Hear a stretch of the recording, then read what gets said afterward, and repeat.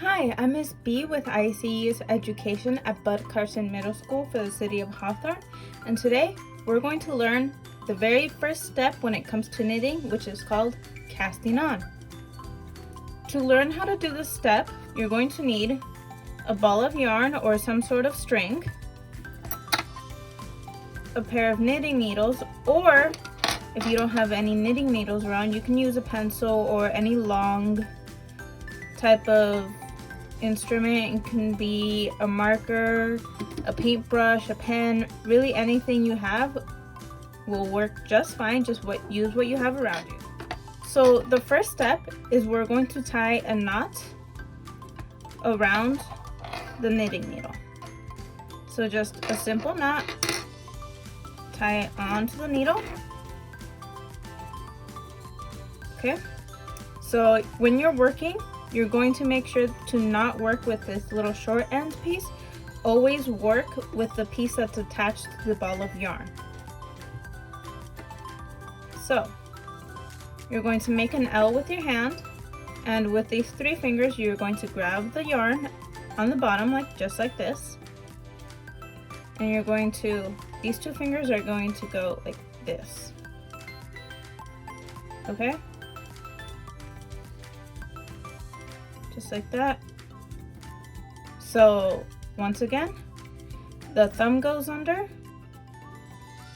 and then the pointer finger goes under.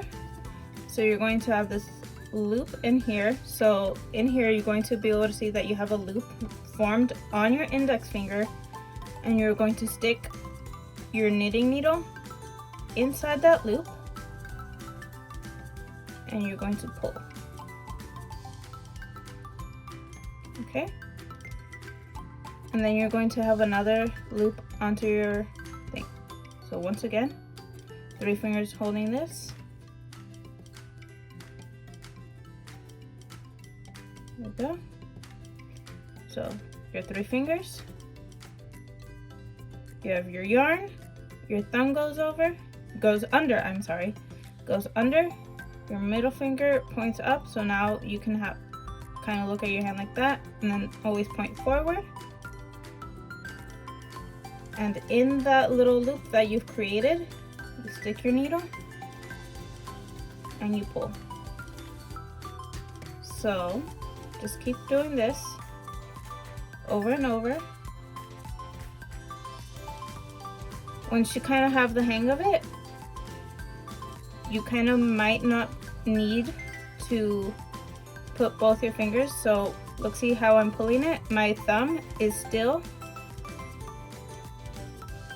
has the string. My thumb is still under the string, so the string is still going over. So if you're from here, you can just index finger under, and it creates a loop. And when you're pulling it, make sure you're not pulling it tight, okay? You don't want to pull it tight, because once you start knitting, it's going to be a lot harder for you to do. So these are really pulled tight. So see how it can be a little bit hard to move back and forth. They don't slide super easily. That means I should probably start again. And you might not get this the first time or the second time or even the third time, but you know, it's okay to always practice over and over again until you feel very confident. So 3 fingers. See how I'm not pulling it very tightly? There's gaps between the knitting needle and the little loops at the very bottom. That's what you want it to look like. So keep casting on, keep casting on. And if you're starting to run out of space on the needle, just move your work down.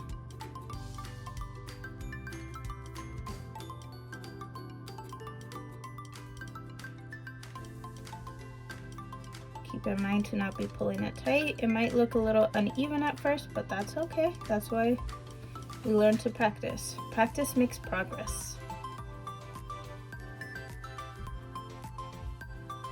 Okay.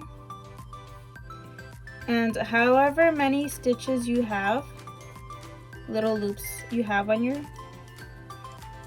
knitting needle will be about how wide your knitting piece will be when you do start knitting.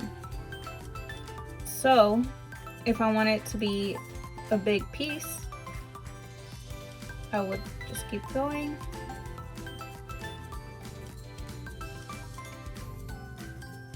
Just keep going until I have it to the length that I want it. Okay? Now, if you're going to practice on a pencil, same exact thing. Take your pencil, you tie a knot around it. Okay. So you grab it with your 3 fingers, your thumb goes under, your index finger goes under, and you stick it into the loop.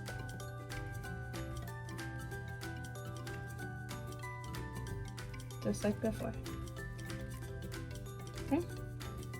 So to begin learning how to just cast on, you don't need the knitting needles, but once you actually start knitting, they can come in very useful because the wood on the pencil can catch the string and drag it. So if you have a pen or something that's completely smooth, then go ahead and maybe try that.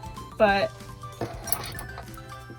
just go ahead there and look for some knitting needles at your local craft store, 99-cent store, dollar store, anything like that,